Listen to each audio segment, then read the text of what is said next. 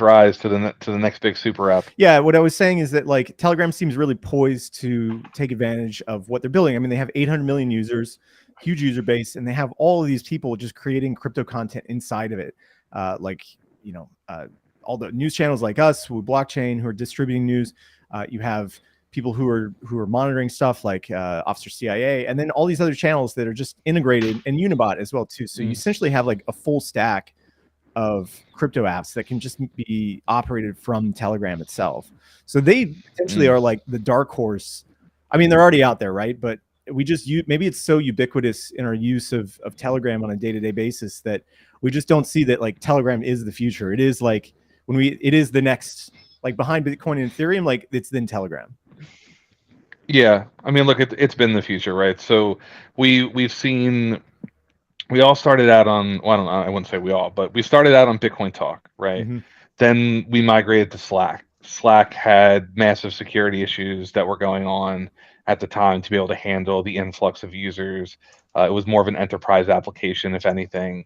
So it just was not a great place for these different communities to live.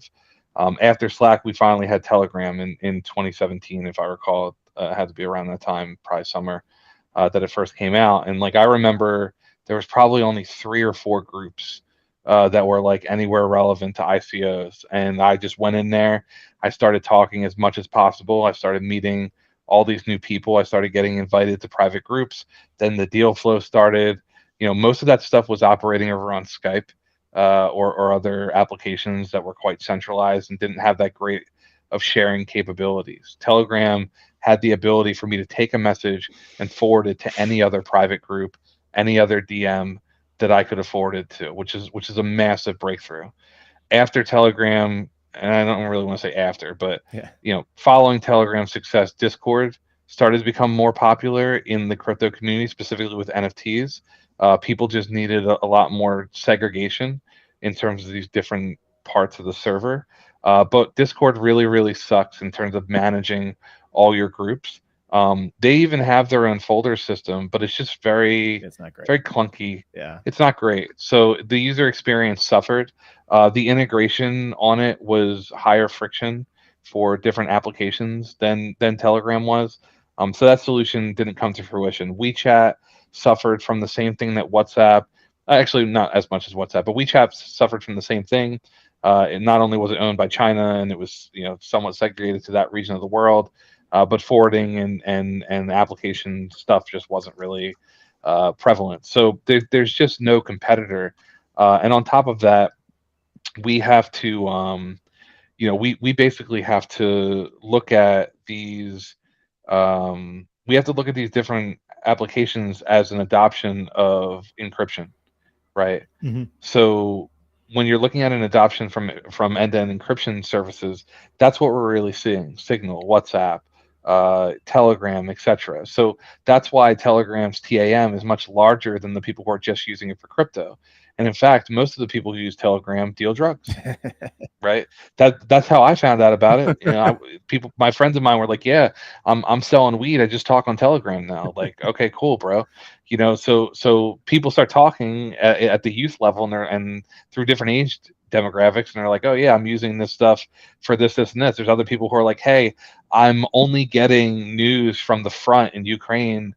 Yeah. Through this, I found out about COVID 4 months before the drop in March of 2020 through Telegram. Friends of mine, people who were in these chats, were like, "Hey, I'm selling masks to hospitals around the country." I was like, "For what?" like we're not. That's not even a thing. So it was insane. But you have messaging at your fingertips, encrypted, private. You're able to forward things. The GIF game is no, it's not better anywhere else, right? When you do an animated messages and stuff like that. So like Telegram just crushes in every capacity. And when they dropped folders, it was the end game, because it was like, cool, now I can just scroll through the top left to right. It tells me what's up. The notifications are better now. They sucked for a while. I had to update my phone. Now I'm getting notifications again. So that's been fixed. I can pin as many things as I want. It used to be like 5, 10, or whatever. Now I can pin like hundreds of things. So yeah, I run a whole business out of Telegram. Telegram's so important. Excuse me. Telegram's so important to me my key contacts, I spend once every month, once every few months, flushing them into repositories so that if my Telegram ever gets lost, I can go back, because the value of my network in Telegram is valueless. It would be, you know, I've already lost my Telegram before. I got hacked back in I think it was like 2018. I had a 15,000 person Telegram Oh channel wow. back in 2018, and I ended up getting hacked. The guy, for some reason, autistic dog claimed that it was him, but the person, for whatever reason, gave me like moderation power back to the chat. So I waited until he was asleep. I studied his time zone, activity. I waited till he was asleep, and I just deleted as many people as I could. There was like a 500 person flood limit every 30 seconds, but I deleted almost everyone out of the chat. Back then, we couldn't go to like Not a Scam and all these other Telegram moderators and be like, "Hey, my shit got fucked up. Like, can you do anything about this?" Right? Like, so it was dark days. The only thing I don't like about Telegram is that they don't use Google two auth. Mm-hmm. They use a password auth with an email and phone recovery. I think that's really poor security practice. So I think once they get some sort of Google two auth or better better OPSEC practices, then I think that Telegram you just won't be able to beat it. Yeah. You know? And especially with all the stuff that they really have been shipping a lot recently. They have like stores for channels, which just came out. They have all sorts of like gated subscriptions for channel, or like if you have a private group, you can have like different levels of subscription. You can tip people with money now that they have their wallet. So there's all these like in features inside of Telegram that you just can't find anywhere else. It's just impossible. It's becoming this like it is a financial super app. I'm pretty sure it's like what Elon wants to build with Twitter, but just is constrained by what Twitter is at the moment. Yeah. I think that I mean, Twitter is obviously a different beast. Mm-hmm. But I think that Telegram, from a crypto perspective, is very, very bullish. Definitely a blue chip that I would want to have in my portfolio to have net exposure to markets. But anyone who's building in Telegram who's an innovator is probably a good bet as well. Unibot was around for some time. They had same with BananaBot. I think BananaBot has like over a year's worth of data. Mm-hmm. I used to use Telegram during the meme season to essentially do contract or like wallet following, which would then alert me of different things that they were aping into. And we were running some like minor strategies around that front. So it's just very useful. We coded that bot on Discord and Telegram as well. Like, it was just night and day. Even at the mempool level, the being able to push things through Telegram's API gave us efficient execution and advantage over our competitors that Discord just lagged on. Mm-hmm. So it's definitely something that's going to continue to be an innovative product. But it really speaks to the larger issue in the space, which is we have to go after larger target addressable markets if you're looking to scale your product. There's only 100,000 on-chain active users right now daily. If you're a product who's targeting that target addressable market, you're looking to get 3 to 6% market share. You and the thousands of other application or protocols that are targeting that market. So, if the spaces, to your previous question, the spaces that are going to grow are the ones that are addressing larger market share. If you're a financial product, you don't really care about larger market share. You're going after a curated market share that already exists, because trying to get financial people outside of this market into our space, it's just not going to happen. But if you look at things like gaming, if you look at things like social applications like Telegram, etc., these are larger market shares that can get pulled into our space. Right.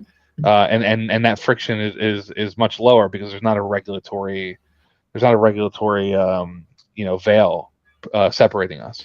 Right. And if you look, I'm actually surprised. I didn't know that Toncoin is actually the 11th by market cap. It's almost about to flip Solana. It's about a 2% move away from, well, not even that. I mean, I think it did. Someone said my audio is cutting, so I just fixed the mic to be a little bit more closer. Hopefully that fixed the Arbitrum archives. Just let me know in the chat. I think it did. Let me bring up CoinGecko real quick. I'm just looking right now. I mean, it's sitting at 11th at the moment. Solana is kind of, yeah. So it was at 10. It was at 10 the other day. So let me look at market capitalization, see when that happened, Oh, that was back because it in definitely.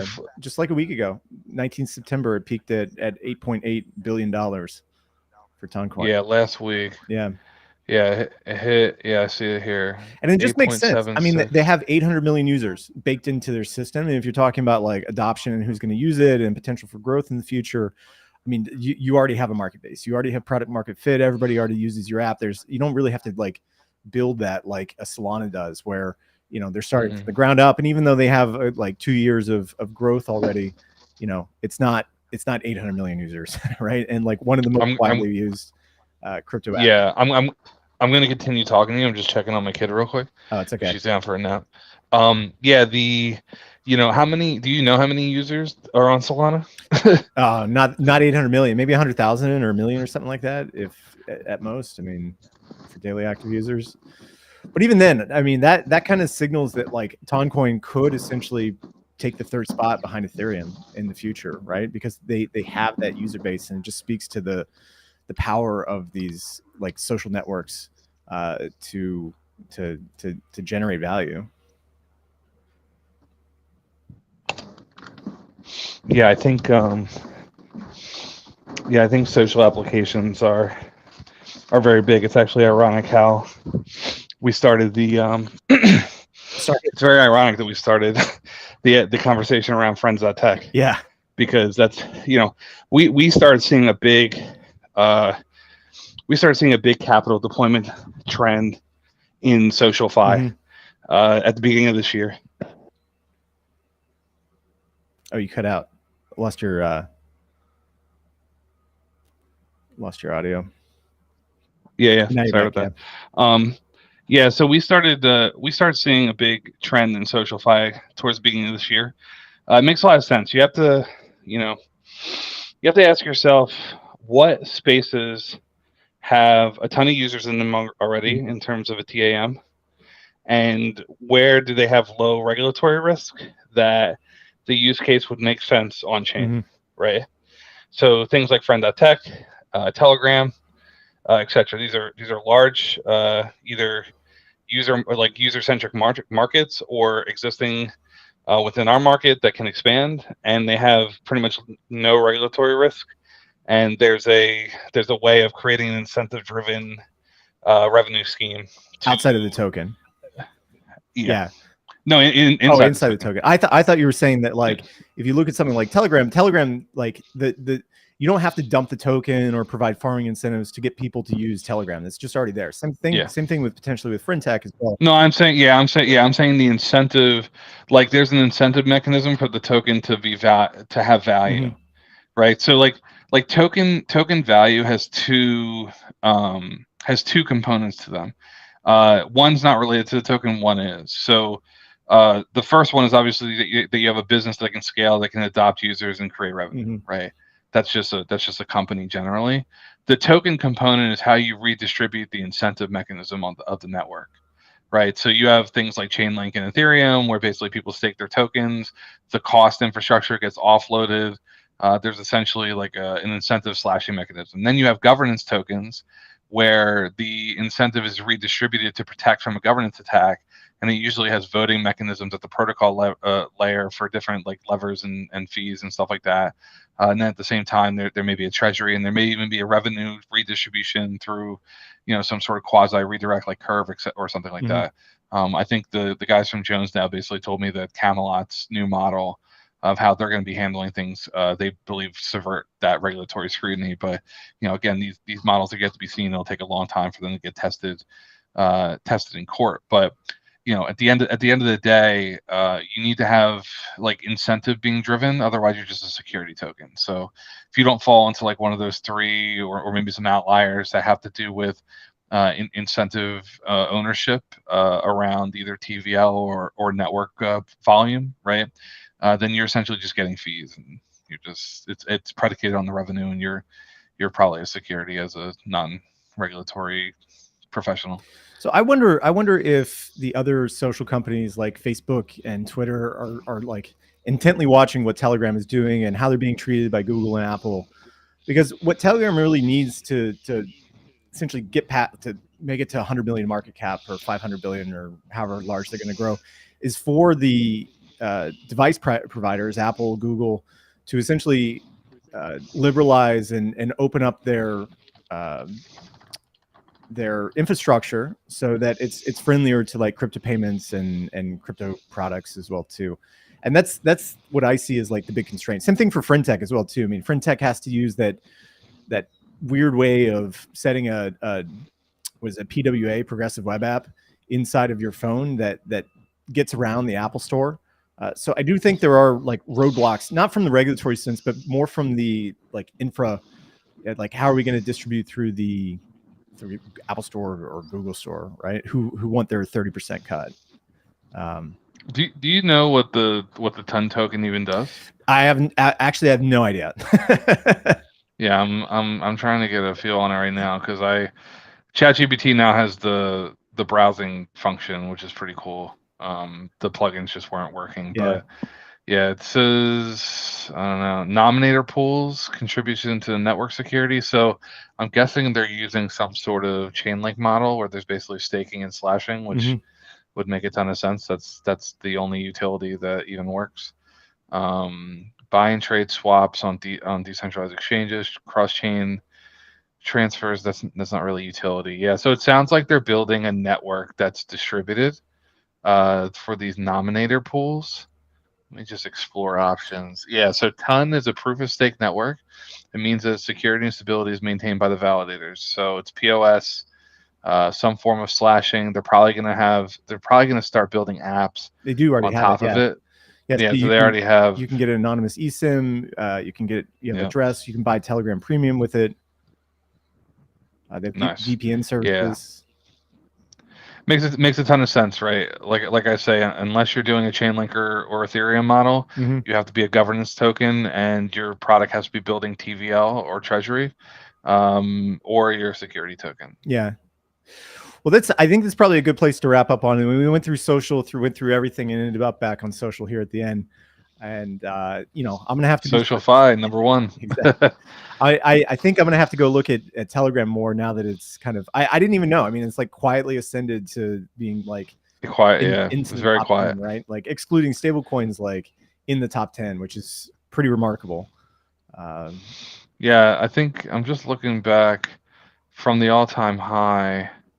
It had a low of 2 billion market cap. It's now at 8.8 billion market cap. Obviously, we'll have to see if it pulls back. Hard to do a pullback when you're having the bot revolution going on. Yeah. But like, truthfully, it still feels undervalued. Yeah, exactly. But hopefully we can get a recession or something so I can buy some ton on the cheap. And that's actually like a big point. It's like, people talk all the time. Yeah, you should have a good chunk of your portfolio into blue chips, right? But I don't think that really captures the meta. Right. When you're going through, let's just arbitrarily say that blue chips are like the top 30. Cosmos is 30 right now. I would consider Cosmos, even Lido's 33. Maybe you say the top 50 at this point. Well, right? Anything? I think if you exclude stable coins. If you exclude stable coins, then it would come up, right? So when I start going through here, like I see BNB at number 4. I think there's a lot of risk there. I don't think there's much adoption happening on the chain. I don't think that they can compete with future brands and airdrops. I think that Binance has always been very dismissive of its BSC product, and I think that there's a lot of regulatory risk surrounding Binance. I think if everything goes as normal and you believe that Binance will never be touched or something like that, then I think BNB is fine. But I think as a top 5 coin, there's just a lot of risk there. I just don't ever see things like XRP or what's the other one, Stellar Lumens. I've never been a fan of those. Buy them like 1 month before the top. Like you'll probably crush, right? Well, I would look at this in a different way, like without like referencing Ton versus like other crypto networks here. Like if you look at something like Meta, which is currently trading at over $750 billion market cap, and as like a fully mature social network with like tons of different verticals, right, and tentacles everywhere. I mean, that's really where Telegram could get to at a a half decade or a decade from now. Like Telegram really looking at like a over $500 billion valuation, especially for the Toncoin, if they try to transmit as much value through Toncoin as possible. So I think that would be So So I'm looking right now. It says as of 2023, Telegram has approximately 1.068 billion users with 700 million monthly active users, and around 196 million daily active users. That's a very insane. That's a very insane like retention from your total users to active users. Now, if you ask how many users does Facebook have, this is as of Q2 in 2023. The answer is 3 billion monthly active users. Oh, wow. So what that essentially means is that if you divide 700 million by 3.03 billion, right? Then it means that Telegram has 23.3% the daily active users with just one product. Remember, I think I don't know if that's including Instagram and WhatsApp, just with one product. So if they're comparable, then to your point, it's like what is Facebook's market capitalization that you said? What was the number? 780 billion. 780 billion. Yeah. So, that's essentially 23% of 780 billion is 181. Is it 181 billion? Yeah, it's 181 billion. That's within a, like 2% of Ethereum's total market cap right now. Yeah, and that means that it's undervalued by about 23x. Yeah. If that was, through inference, obviously give it a grain of salt. Yeah. But that's a blue chip I want to be a part of. Do I want to be a part of Solana? Fuck no. Do I want to be a part of Tron? Fuck no. Do I want to be a part of Cardano? Look, I love Hodgkinson's. I love his energy, but I don't want to be over there either. Do I want to be a part of Polkadot? Fuck no. Do I want to be part of Polygon? I'll refrain from commenting.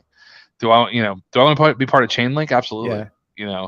And I think that's what you have to start doing when you're coming through the top 50. You need to start looking at these things and saying, yeah, you know what? I align myself with that product, right?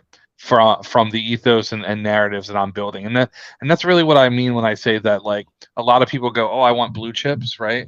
I want meta, right? I want game theory. That's what I thrive off of.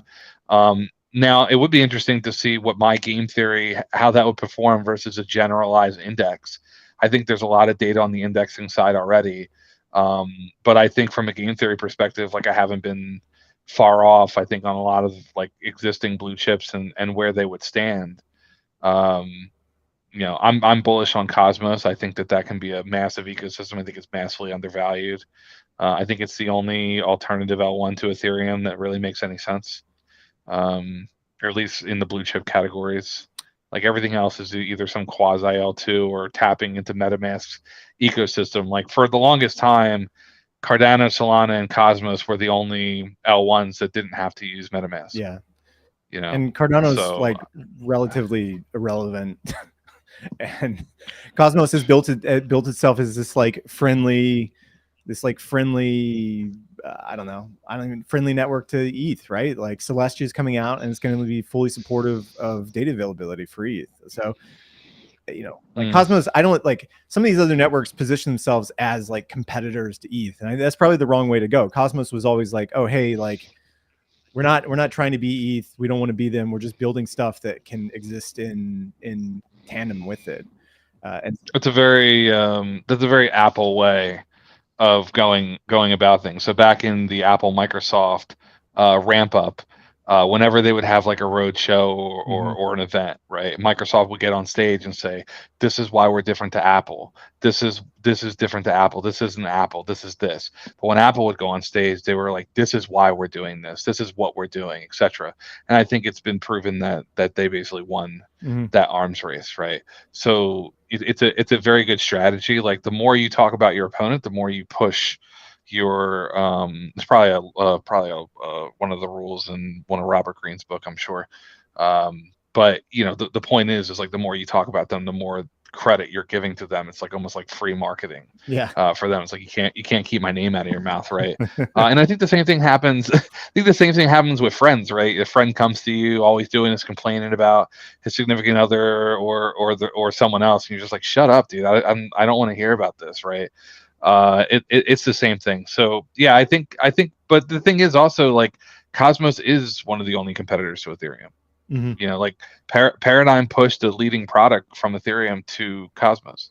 There's other things that are happening on Cosmos that are being built. Are you taking advantage of the Celestia airdrop? I hadn't looked yet. Yeah, I wasn't sure if it was a scam or not because I know a lot of people were like, "Oh, I'm not sure if it's a scam, whatever."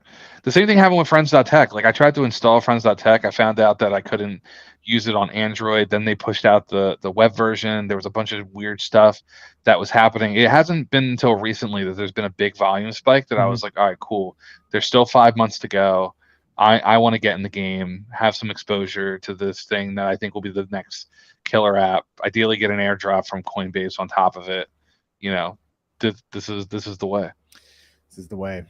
Well, it's probably a good place. We're an hour and a half in, and I'm sure we could go for another hour or two. But I want to go research Telegram now. Honestly, like I think Ton is overexposed. I think you just need to get as much exposure to everything else. Yeah, that's Ton related. Yeah, you're right. Unibot and pretty much you're right. I'm gonna have to go take a look at that. I wonder if they have Fluid is we invested into Fluid. Fluid's gonna be fire, I think, if they deliver. I wonder if they have. Is there a Telegram? Oh yeah, CoinGecko has a Telegram app thing. It's $150 million market capitalization. Yeah, most of it is Unibot, Banana Gun, and CoinGecko has a list of projects that are accused to be a security. Really? I don't know if you've seen that. It's pretty much like half of the top 100. The alleged SEC securities. Yeah. Alleged SEC securities. That's great. Yeah. Shout out to the CoinGecko team. Well, Matt, thanks so much for coming on. This is great. This is really enlightening, honestly. Absolutely. Yeah, I love to be here. Thank you for inviting me. Yeah, you're welcome back. Come anytime. And thank you everybody for tuning in at home. Garrett, who had to drop off as well too. And we will see everybody back